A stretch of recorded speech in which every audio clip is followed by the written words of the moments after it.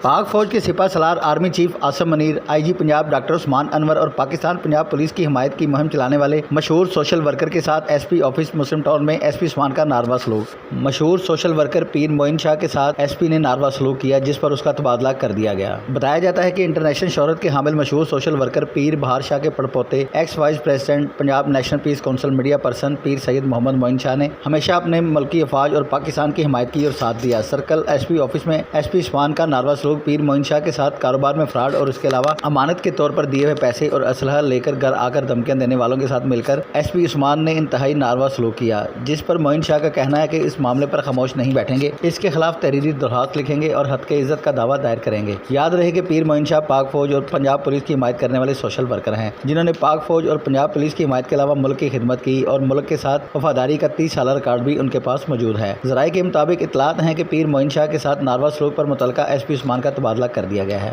Camera team के साथ Arshad Ali Ansari, city 1 news Lahore.